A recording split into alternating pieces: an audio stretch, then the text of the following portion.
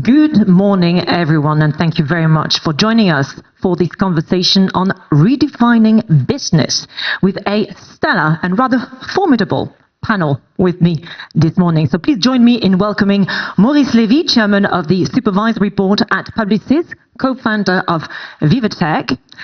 We have Denis Machuel, CEO at Adecco Group, Dominique Assam, Chief Financial Officer at SAP, Frédéric Oudéa, Chairman at Sanofi, and Carmine Di Noia, Director for Financial and Enterprise Affairs at OECD, our hosts, of course, for this conference. Thank you very much. Please, a warm welcome to our guests before we start this conversation. Thank you. Some context for this conversation. Businesses have always had to evolve and to adapt to stay competitive and remain profitable. But today's era of increased complexity and uncertainty may call for a deeper change. Indeed, it's become apparent since the COVID crisis that we would not be returning to business as usual, with the pandemic further accelerating digitalization, but also the platformization of the economy. Add to it a more fraught geopolitical context and a profound tech disruption with the rise of AI and Gen AI in particular. And what you get is rising expectations that the private sector should play a bigger role in addressing society's most pressing problems, from climate change to rising inequality and workforce transformation, with the younger generation demanding more from their employers. So what do my panelists understand by this need to redefine business? And what are your priorities in terms of transformation? How can we boost innovation and competitiveness responsibly? The tools are at our disposal to do so. We've got AI, of course. And how we can engage the workforce with 5 generations currently working alongside each other, which is rather new in the history of modern economies. So I'd like to start with you, Mr. Lévy, as a very seasoned business leader, like the rest of our panel, of course. You have experienced the vicissitudes of economic cycles and various crises, of course, the dot-com bust, 9/11, the 2001 financial financial crisis, the credit crunch. Is there something really unprecedented about today's era? Are we at a turning point? Does business really need a rethink when for decades many have already followed the aspiration, and at times it's felt like an injunction to transform, to integrate ESG criteria, to become enterprises with a mission or entreprise citoyenne, etc. What's your view on this? How should business play an even bigger role? And of course, in light of what's happening post-US elections, where clearly the wind is turning and conservatism is making a comeback. Merci. Thank you. How long do we have to cover this? About 50 minutes left, in my long and convoluted introduction. I think that since the first oil shock, we have been through a tremendous change, and the combination of changes that we are facing today is really unprecedented. Not only we are changing the landscape of competition due to China and India. Remember, only 30 years ago, they were just emerging factories of the Western world. Today, they are fierce competitors. So this is changing enormously. We have a change in the mentality of the people with the fact that the young generation do not want that we do the business as we were doing it, and there is the impact of technology, AI, etc. We have been through many crises, and we had only one certainty, is that to survive, you had to change. You have to change almost by the day. You have to change regularly. You have to change almost everything in your organization without changing. A little bit like in Le Guépard, everything has to change in order that nothing change. And we have to change the way we operate, we have to change the organization, the go-to-market, the approaches, and the role of AI and technology. And all this in a fierce competition landscape. With a lot of progresses, and at the same time a lot of difficulties because the competition is fiercer and the geopolitical situation is unstable. We never had, since 1945, a war in the European continent, which lasts so long. We never had, at the same time, a war in the Middle East. We never had a situation where you have China and US fighting one against the other on commercial terms, but not only. It is about the supremacy of the world. And at the same time, you have the European landscape and the European geopolitics, which is going, unfortunately, slowly down, and I hope not drowning. But for the time being, I'm a bit concerned about the situation in Europe, where we have no leadership and we have no possibility of investing. We have no government in France and in Germany. And by the same token, we are lagging behind when it comes to AI and to technology.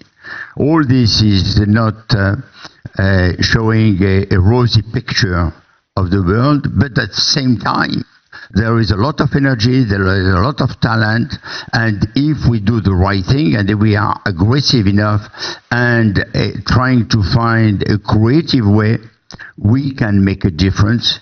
And this has been shown by many corporations who have been able to make a difference. So I believe that we still have the possibility of improving the way we are going to market, and we can still play a role, but it will be extremely difficult. Thank you very much, Mr. Levy. I'd like to move on, but the second half of my question was related to this need or injunction, like I mentioned at times, for corporates to play a greater role in society. And when we had a call to prepare this session, you stopped me right in my tracks, actually, when I started to talk about this, because you said, but Charlotte, this has been going on since the 1980s. At the time, we were talking about entreprise citoyenne, etc. And for the past 10, 15 years, definitely accelerated with sustainability objectives and climate targets, etc. So very briefly, do you see a greater role for the private sector in solving today's challenges? The private sector is today the sector which is the most stabilized, the most stable, and the only one that people can rely on beyond the countries where there are dictators who are there forever. So if we look at the Western world, the only players which are stable are the corporations. As you said, reminding our conversation, yes, we started the entreprise citoyenne in the late 80s, and we have been trying to solve some of the problems. First, because it is our duty. There is l'entreprise dans la cité, and therefore we have a responsibility toward the country, the city where we are living in, and we are drawing a lot of resources from that country, that city, that neighborhood, and we have to pay back. However, today, people are relying too much on cooperation in order to solve the problem of the world. And this is something which can be unbearable by the corporation. We can't expect corporation to do the job of everyone. We have to do our duty. We have absolutely to deliver beyond just a profit.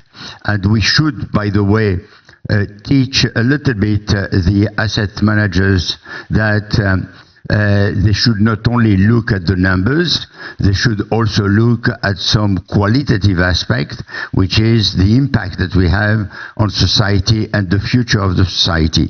Because if we are punished because we are investing in areas such as sustainable development, ecology, making sure that people are employable, etc., then we will not be able to continue because our shareholders will not allow us to continue.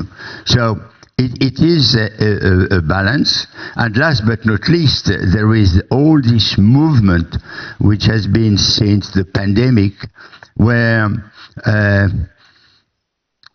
this wokeism, capitalism, which has some very good aspect in it, but at the same time, when it is pushed to the extreme, it has some consequences which are extremely negative to be a competitive player in our world. Thank you very much. Thank you. Moving on to Denis Machuel of Adecco now. We understand that today's era is unprecedented, and what's unprecedented as well is the need for corporates to transform on many different fronts. And what's also different about today is the fact that the pressures used to come from the outside, but now they also come from the inside, with the workforce having very different needs, and in some cases, some very different attitudes when it comes to work and expectations. With the younger workforce having more leverage to shape the world of work, and more power as well, because at the moment there is a great shortage of workers. In fact, there's a talent deficit of around 85 million workers. Sorry, there will be one by 2030, but we're already seeing, of course, its impact today. So tell us how human resources management and engagement has or become or should be top of the priorities list for businesses, and how it's evolved from a more top-down to bottom-up approach. In other words, employees king. Yeah, thank you, Charlotte, and hello, everyone. First thing, you mentioned talent scarcity. It's there to last, okay? Three factors for that. First one, a demographics factor. Of course, all the baby boomers going out of work in the coming years. That's one. The second is personal choices that have been accelerated by COVID. People are, arbitrating between their professional life and their personal life, and this is also important. And the third one, and particularly, by the way, the young generations, and the third one is the skills gap. With the digital transition and the green transition, there are skills gaps that we will have to fill. And that creates talent scarcity. Just for you to know, at the moment, the volume of job posting in the green jobs is twice as much as the skills that are available, in the green skills that are available. So talent scarcity is there to last. And until we've put robots everywhere and AI to do everything, we will still need people. And hopefully it's going to last. What we see is definitely, to your point, we see the talent piece being now really core to the C-suite conversations, definitely. And the whole question is, how do we, as board or as executive committees or as leadership teams, how do we orchestrate the agility that we have to have with all the fast changing, as you mentioned, Maurice, on the the geopolitics and the economy, etc. So you've got to surf many waves at the same time. So you have to have the agility. You at the same time need to have the expertise to run your business with skills that are needed, that are evolving at the speed of light. So that really calls for fundamental flexibility in the way you envisage your workforce and be much more strategic than tactical.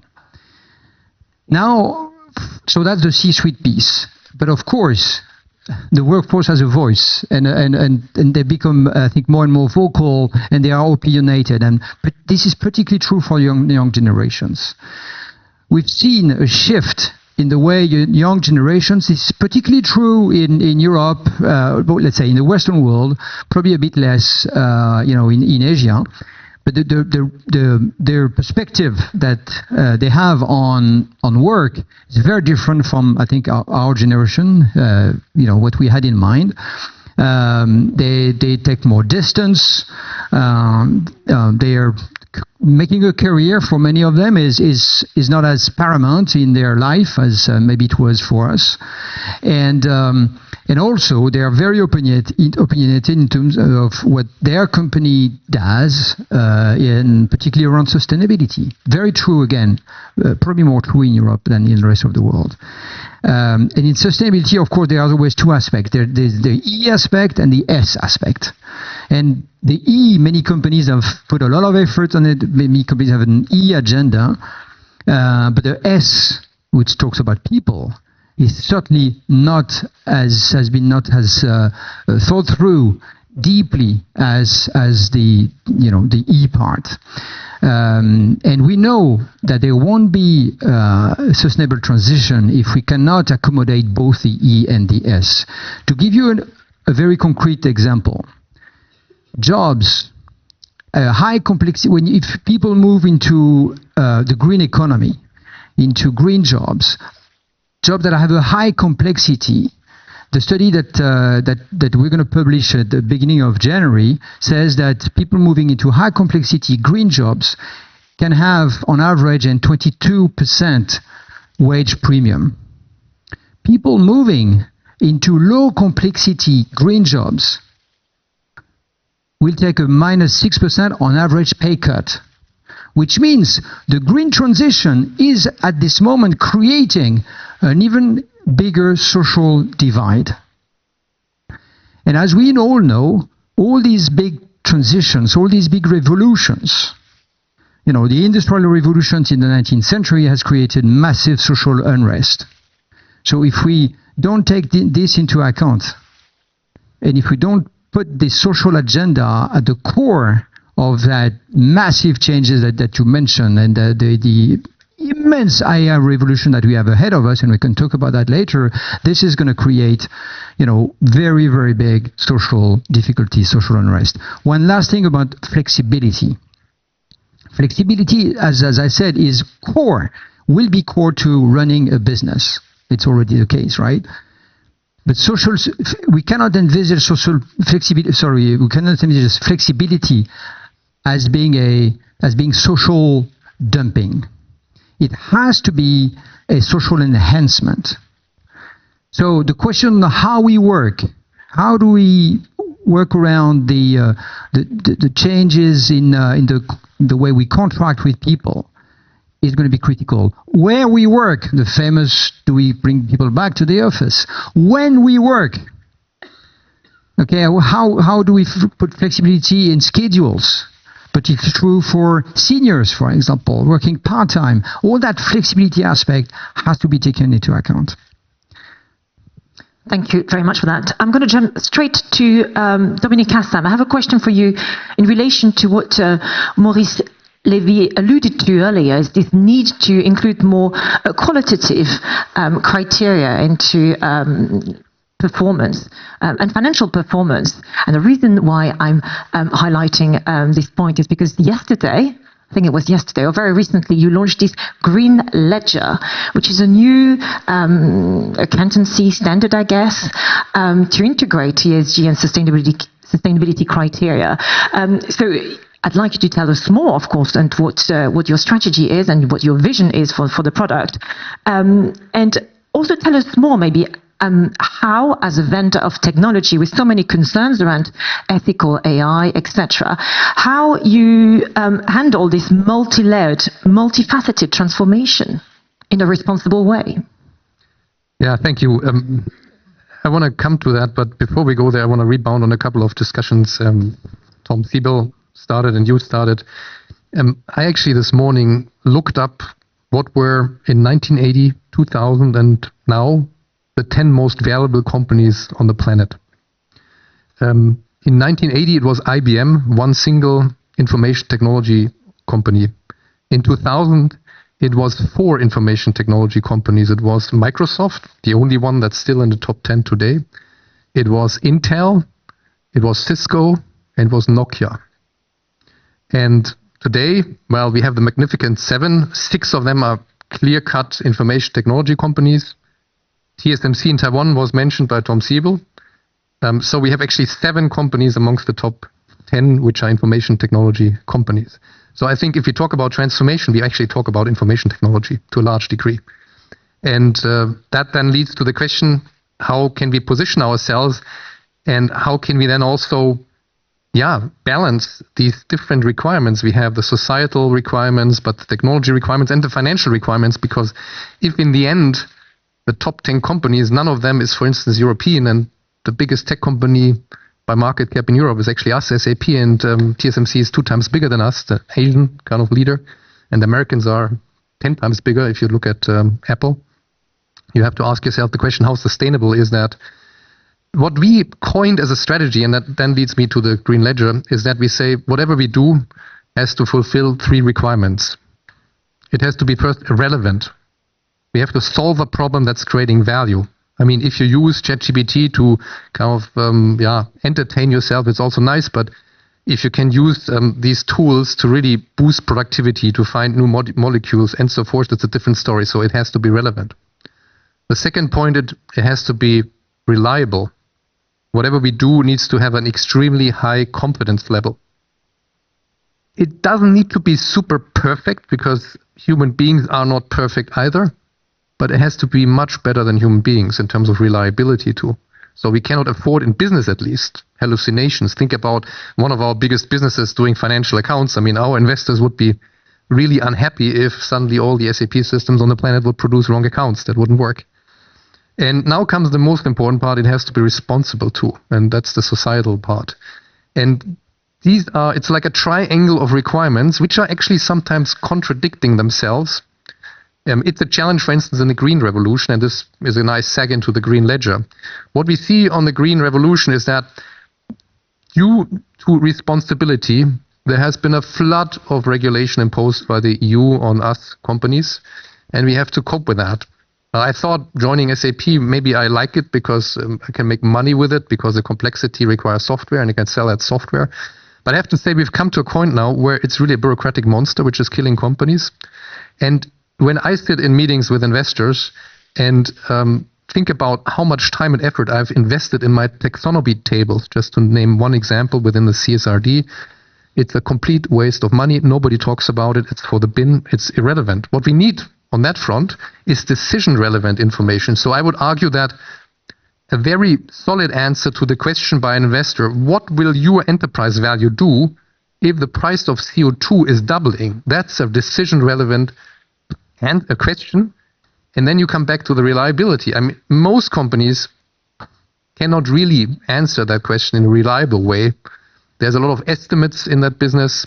There are some companies who use a lot of fuel, so they can answer it quite reliable because they know they need X tons of kerosene, and that's 95% of their footprint. So it's easy to estimate. You multiply that with the conversion factor of burning fuel to CO2. But those companies who operate in complex supply chains, they have no idea, frankly, what is a CO2 footprint in their different products. They use all kinds of estimates. And also in our company, it's the same story. So what we need to do is to come up with a really reliable system. So we basically went back and said, 500 years ago, accounting was invented by an Italian monk, and this has served human society, investors quite well. Why don't we just create what's called a green ledger? So what we do is we create basically a new currency and say we account for CO2, and we do exactly the same thing. We link it to the financial information on the invoice. You not only put the quantities, you put the prices, you also put the CO2 footprint. And then we need to, of course, in the background, audit what's happening on that invoice. And this is something we think we should roll out over the coming years to make sure that we come to a myriad, a spree of highly unreliable, obscure, intransparent KPIs to some KPIs on the most important things that humankind is facing, which is global warming. Thank you very much.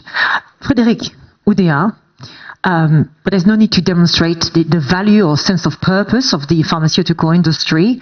Its role was very much in focus during the COVID crisis, which were the forefront of efforts, of course, to build a more sustainable, a more resilient world, but also highlighted some concerns over the resilience of our supply chains and issues around sovereignty as well, of course. So what are your priorities in terms of transformation? And going back to technology, AI, well, in fact, the pharmaceutical sector is one of the sectors that is more likely to be transformed by AI, where AI could add the greatest value.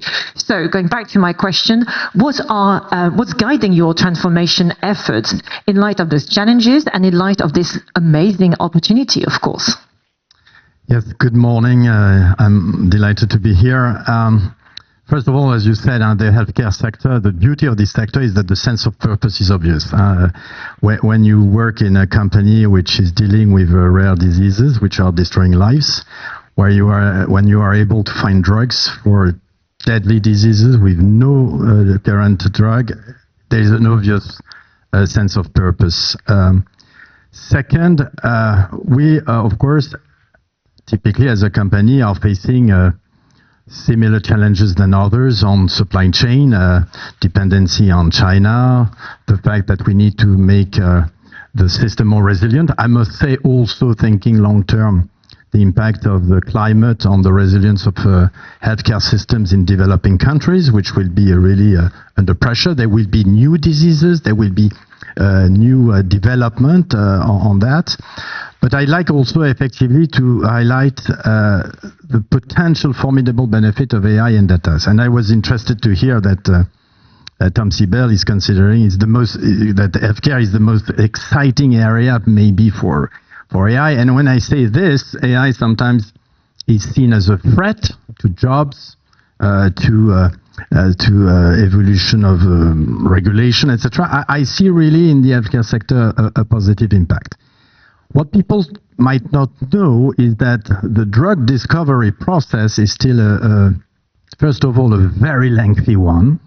When you start to try to find a drug, it takes at least 10 years before you can even imagine to sell and distribute your drug. It's a very expensive process, very expensive. When we talk about expenses, it's hundreds of millions, is above 1 billion sometimes. It's a very risky one. I discovered that myself. When you start a process, the chance to succeed is very low.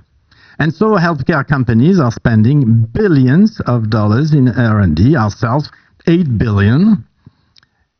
And I must say, I see with AI and data and the capacity to combine access to much more granular data than in the past. When you visit today laboratories, you find microscopes at the resolution of the atom.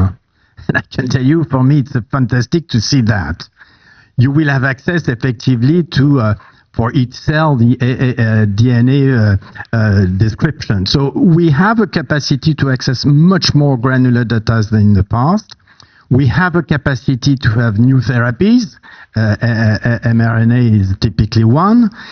And then we have AI, which could be a way to use and take advantage of these data much more efficiently and much more quickly than human beings can do.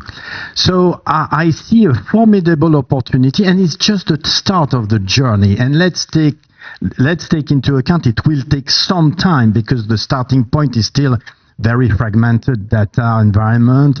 The way the structures of these data are organized is not consistent from one place to the other, so it will take time, but there's a formidable opportunity to shorten the cycle of development, to make the spending much more efficient by trying to, thanks to modeling, thanks to effectively more intelligence in the way to think and less intuition, go more quickly to the right molecule. And then, for example, just on clinical trials, which remains a big obstacle in the capacity to test more quickly and more efficiently, just potentially build the samples much more efficiently than today. So I think when we think about the burden of healthcare system today on societies and the aging populations, there's a lot that the drug industry, pharmaceutical can do to help, of course, to prevent and effectively to alleviate the burden going forward and provide much more well-being. So it's a very fascinating beginning of a journey. Thank you very much. Carmine Di Noia, the question I have for you now is how we put it all together and how we solve this big conundrum for business now.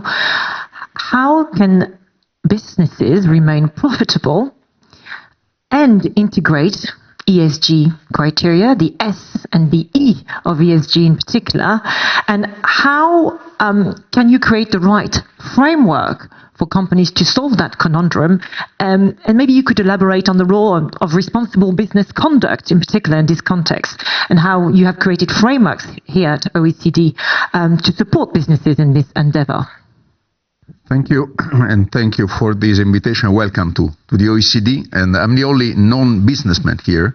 And actually, so I can elaborate on what we can do as an international organization, OECD, really international with a lot of continents, but really with what we typically do. You mentioned our standard setting on the one side. The convening powers, but also a lot of analysis. Now, because the thing is that, and some numbers were already mentioned, they are dramatic. No, of the 17 SDGs and 169 targets set for 2030. Okay, only 17% are on track, and actually, on a third of them, we are not making any improvement. Actually, we're going backwards, and we see the effect of climate change, global warming, and this is. A reality, and is a reality not maybe like in some cases the effects of extreme events where in some, let's say, places, one, let's say, extreme drought and flooding in the others. Now we may have extreme events in the same place. So this is what it is, okay. Now, then how, your question is how integrating, let's say ESG, especially E&S, but let's not also forget the G, with also, then these companies, they have to make, to compete, globally, and there are no boundaries in the skies on pollution, and so this is really a global effect, and that's why also I think we need also global responses, and this is an expectation that is coming because you are, and many of you are, listed companies. You have actual and prospective shareholders, and the asset managers were already mentioned. You have customers because you sell, you sell products. You have important stakeholders, not only creditors, but your workers and the workforce, and also the ability to hire and to find the right people. Now, we have published, in 2024, and we will publish after the summer 2025, the Global Corporate Sustainability Report. So the analysis, we have in the world more or less 44,000 listed companies, excluding funds, 110 trillion market cap. The good news is that, the perception, what is at least announced is that, 2/3 in terms of market cap of companies, they think that really, climate change is really a material, financial material, risk that should be considered. 3,000 companies, but actually the problem is that are the largest one. They think at the board level, okay, this is quite an important issue. Actually, more than 80% of market cap, there is a lot already of sustainability disclosures, but this is only 22% of companies, so obviously there is a size effect, and so the problem also of proportionality that was mentioned, flexibility and proportionality, I think, an issue, and also this disclosure is a bit pears and apples, okay, so not really comparable, and this goes back also to the problem of the evaluation of prospective shareholders, investors, asset managers. So this is, I think, one issue. What we're doing, just because also I sell my carpet, and okay, it was mentioned Luca Pacioli, so the inventor of accounting. No, so we are a standard set. So what is important is that, again, I think that due diligence, responsible business conduct, take care is nothing new, because if you have care of your important stakeholders, of the workers, you want really profitability for a company in the medium long term, not in the short term. This was already there, but I think it's more and more explicit. Last year we updated the multinational, the guidelines on M&E, multinational enterprise on responsible business conduct. Very detailed. They also try, to integrate all these aspects, the ESG aspect. Also, this is an international standard at the OECD, but also used on many, will be implemented in many other countries. I have to say, right or wrong, this was taken as sort of also of standard from the European Commission for the due diligence directive, but actually this standard is already there. What is important, maybe differently from binding standards, but this is for governments, is that obviously these are companies that, again, we saw also, let's say for pharmaceutical, the risk that you're taking, the billions that you're spending in research. We need a proportionate and risk-based approach. So we cannot impose perfections, okay? But then we need to have, disclosure of improvements of what you really want to do on the most important and the most significant risk. So proportionality is there. And the other standard, and then I give you back, I don't want to take too much time, very important, because I don't want to forget the G, because then in the G you have also the E and S in many cases. And there is a very important standard of the OECD, is the G20 OECD principles of corporate governance, and G20 are also countries that we may perceive sometimes, not only as a perception, is in the numbers, like China, India, that have also an important role in the economy and also in the production and also in the pollution. So this is a G20 OECD standard on corporate governance, with all the new part approved by all countries, including the big one, the one that just also had elections. And so is a role of the board on sustainability, and so also responsibility of board member in this also long-term view on these issues, okay, and also responsibility of directors, because sometimes directors do not feel maybe so, safe in taking important decisions long term. Sustainability disclosure, again, this is quite important, and also the role and the engagement in shareholder and stakeholder. And again, disclosure, we need to be also internationally consistent. So for that, we need good data. Back to you. Thank you very much. We've got less than 15 minutes left for this conversation, which means that we've got 3 minutes to address the second round of questions, of course. I'd like to offer you the opportunity, first of all of you, to maybe follow up on what you've heard so far during this conversation, but I also have obviously bigger questions, and I have one, Mr. Levy, related to AI, of course, because when it comes to AI and Gen AI in particular, you think that we have seen nothing yet. So what's your vision of how it's going to transform business? The key areas of impact, we've discussed pharmaceuticals, for instance, and maybe how you think it's going to reshape or change society at large. I know that it's a challenge in less than 3 minutes, nevertheless, let's try. Let's have a try. Before going to AI, I will nevertheless say one word on ESG.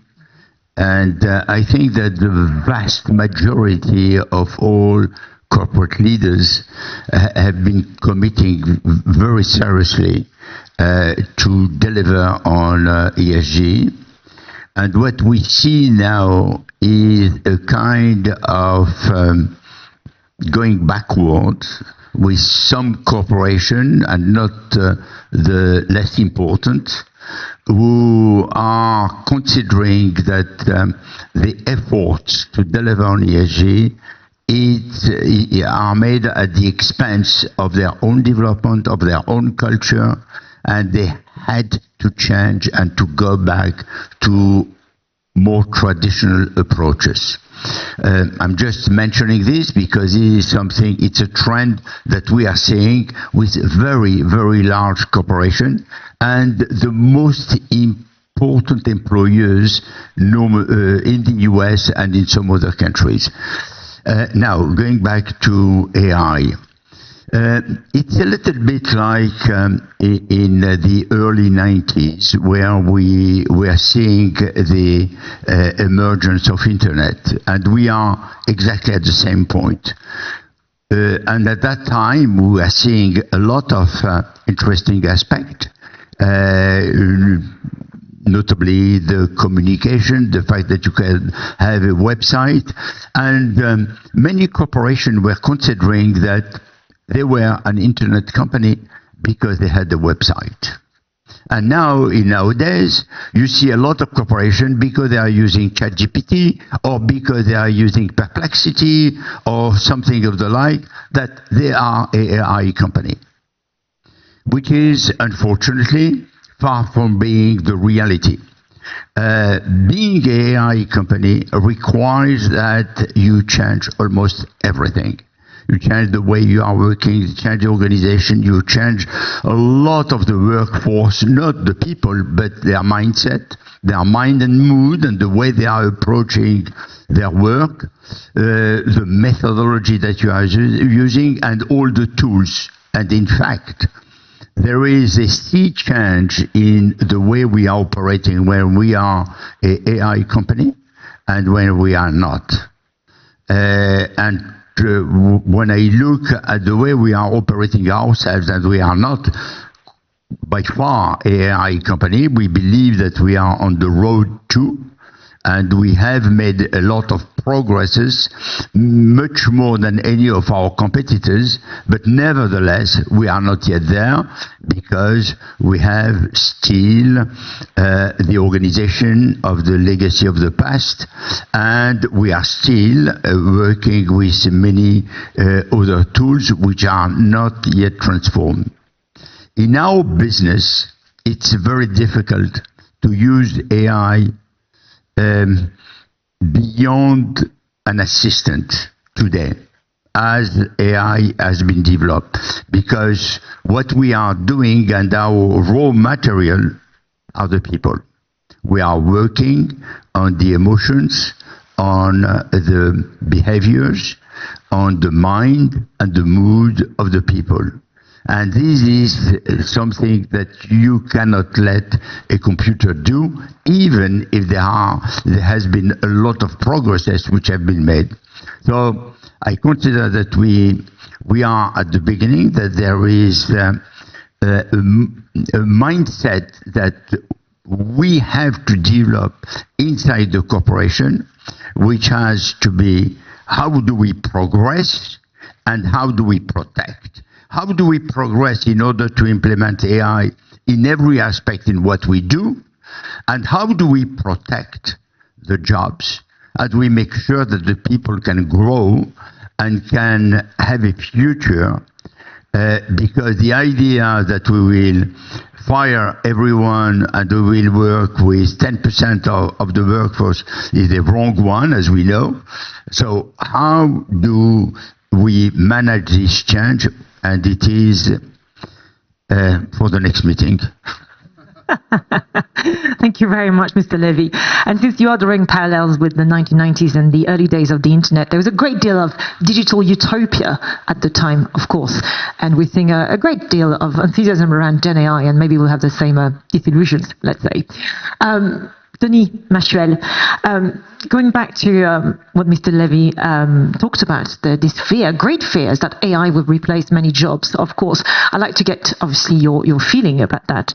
But also maybe tell us more about how businesses can really integrate and redesign their operations to make them more employee-centric, of course, and to really build it into strategic planning. How corporate culture is becoming a business performance criteria. It has for years, but even more so now. And if we risk seeing, just like we've seen with digitalization, laggards of corporate culture, but also laggards of AI, I mean, which businesses will be the Kodaks and blockbusters of the disruption we're seeing now? So first of all, yeah, at the Adecco Group, our purpose is to make the future work for everyone. So we absolutely want to accompany this transition, of course. And what we all have to ensure is that, as I said, that like the green transition can create social divide, we have to make sure that the AI transition doesn't create another social divide. And we recently surveyed 35,000 workers, knowledge workers across 27 countries. Only 25% of them told us that they have been trained on AI. Just trained, right? Only that, only 25%. 13% of us told them that they have either lost their job or their job has been significantly impacted. AI fragments jobs, right? So companies will have to figure out really how to actually create an harmony between the new digital workers, the AI agents, the AI workers that are going to really invade the workplace, and the human workers. We believe this is also an opportunity. We employ 30,000 refugees. We employ 16,000 people with disabilities across the world. And AI can really help, for example, migrants and refugees integrate much better, much faster with language skills, with training.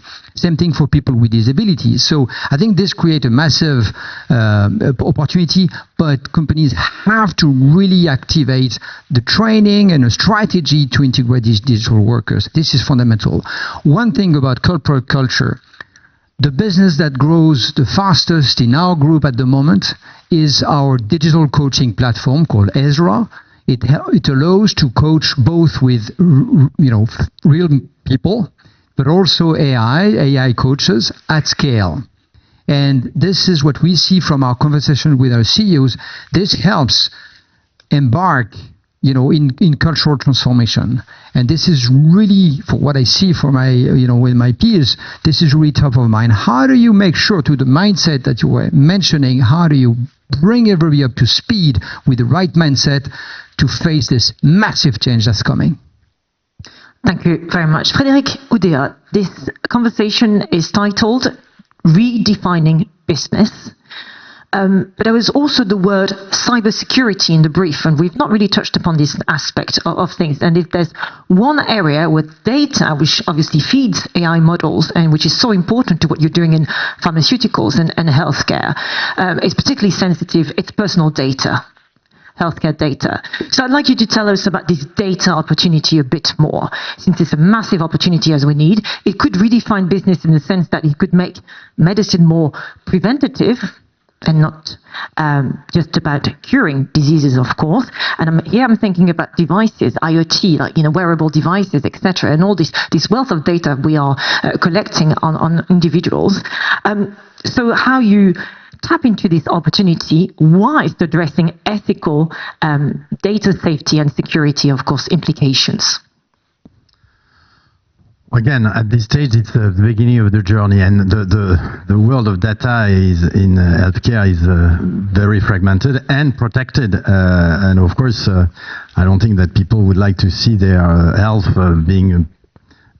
become public. So I think the industry is already using data in a way where it's protected, where anonymity, and at the same time, of course, progressing with the capacity to use these data. When we do clinical trials, we have to create samples of patients and see the impact of the drugs, and we know that they can have a disease.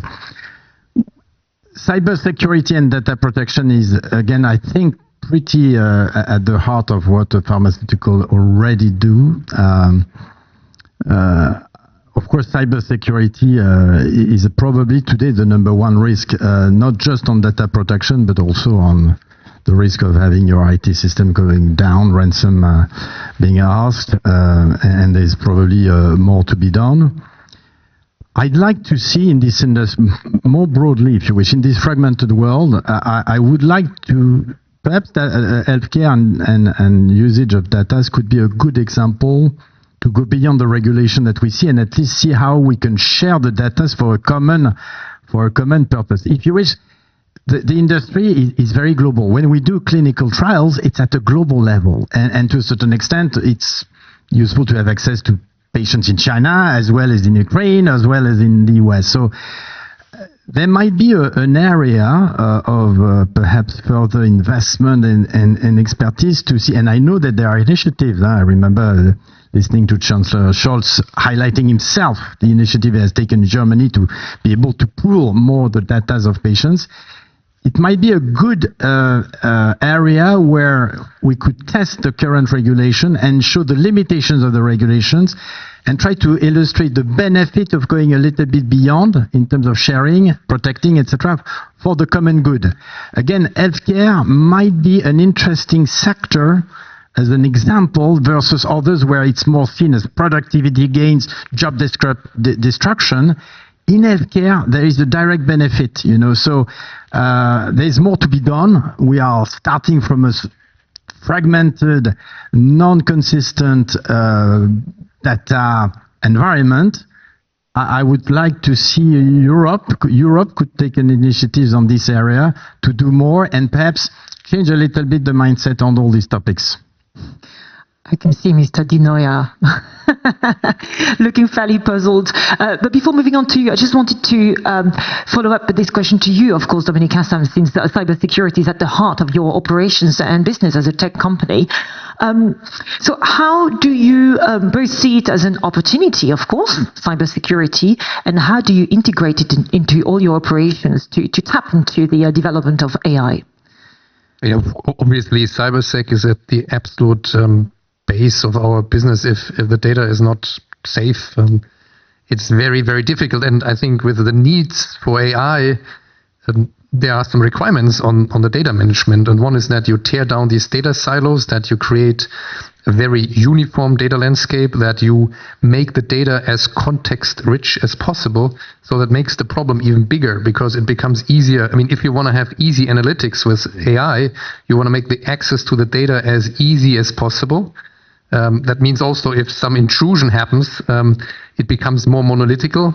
The intruder can really go through the data and they will find all the attributes and can sort and look at it. So you need to harden the security environment to really be able to have a future-proof, AI-proof data management landscape. And this is, of course, a key requirement because ultimately what this whole AI thing for us is all about is about exploring and then transacting. In our business, it's about somebody needs to figure something out and then trigger something like paying an invoice or booking travel or all these kind of things. And there you need full integration of data to enable that with AI. And then you need to protect that data. And also, it's not accessible for everyone. So every single cell in that huge matrix of data needs to be regulated. Who can use it for what purpose? Thank you very much. Carmine Dinoya, I'm going to give you the closing remarks. Since you are our hosts, of course, here, OECD, we've run out of time. So I'll ask you to be very brief, of course, and maybe wrap up by addressing this question, this conundrum I mentioned earlier, for businesses to both maintain profitability and integrate the need to address employees' concerns, this new workforce, new requirements, cybersecurity, the AI opportunity, and maybe address the call that Frédéric Oudéa made for Europe to be a little bit more open when it comes to tapping into the power, the mighty power of data. Yeah, thank you for this easy task in 1 minute or 2 minutes. No, I think that the debate was very important, interesting. The topic is there, but I think we need, would say, a bottom-up approach, and I've always thought, also in my previous experiences, that we really need business need to think that these mid- long-term, thinking is really, I mean, in the interest of everyone. But then, as also Mr. Levy was saying, in some cases we see some backtracking, and so also a top-down, approach. I think in order to avoid unintended consequences, we need.